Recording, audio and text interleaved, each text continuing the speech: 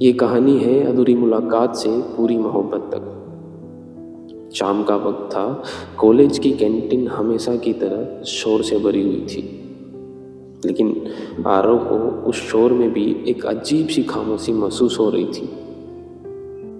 वो हमेशा खिड़की वाली टेबल पर बैठता था, हाथ में कॉपी और आंखों में ढेर सारे सवाल। उस दिन उसने पहली बार सिया को देखा। सिया कैंटीन में अंदर आई।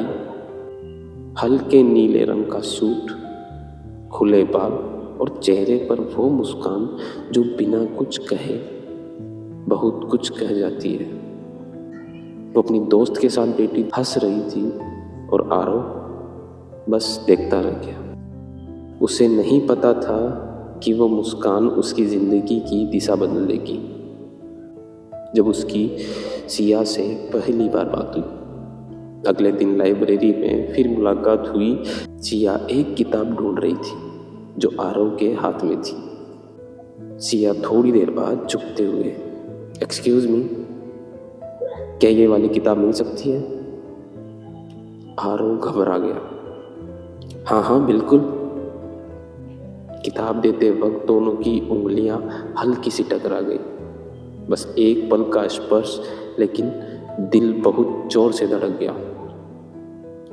सिया मुस्कुरा दी।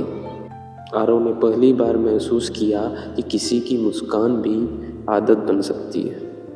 फिर दोनों की दोस्ती की शुरुआत हुई। धीरे धीरे बातों का सिलसिला शुरू हुआ। कभी कैंटीन में, कभी लाइब्रेरी में, कभी कॉलेज के बाहर चाय की टपरी पर। आरव कम बोलता था, सिया बहुत ज़्यादा बोलती थी। सिया हंसती थी, आरव बस उसे सुनता था। सिया को फोटोग्राफी पसंद थी, आरव को शायरी पसंद थी। एक दिन सिया ने कहा, तुम इतना कम क्यों बोलते हो? आरव मुस्कुराया, क्योंकि जब तुम बोलती हो तो सुनना अच्छा लगता है। उस दिन सिया पहली बार शर्मा गई। प्यार का एहसास। वक्त बीतता गया, दोस्ती कब प्यार में बदल गई पता ही नहीं चला। आरव हर सुबह सिया का इंतज़ार करता, सिया हर शाम आरव के मैसेज का इंतज़ार करती। लेकिन दोनों डरते थे कि अगर कह दिया तो सामने वाले ने मना कर दिया तो। एक दिन कॉलेज फेस्ट था। सिया स्टेज पर थी, कैमरा हाथ में, और आरव नीचे खड़ा उसे देख रहा था। उस पल आरव को समझ आ गया, यह लड़की सिर्फ पसंद नहीं, ये ज़रूरत बन चुकी है। लेकिन हर स्टोरी में एक मोड़ जरूरी होता है। लेकिन एक दिन आरव ने सिया को किसी और लड़के के साथ हंसते हुए देखा। वो लड़का उसका बचपन का दोस्त था, लेकिन आरव को ये नहीं पता था।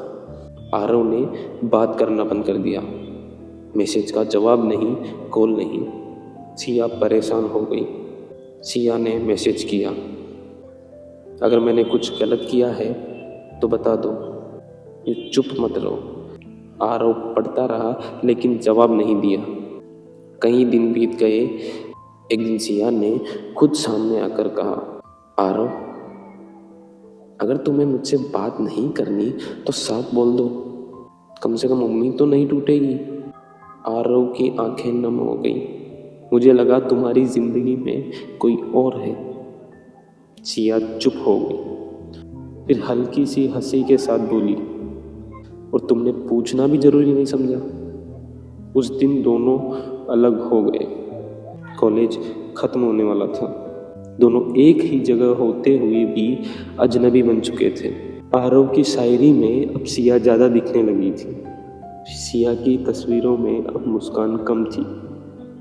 दोनों एक दूसरे से दूर होकर भी पास थे। वो कॉलेज का आखिरी दिन था। सिया अकेली बैठी थी उसी खिड़की वाली टेबल पर। आरव धीरे धीरे उसके पास आया। मुझे माफ़ कर दो।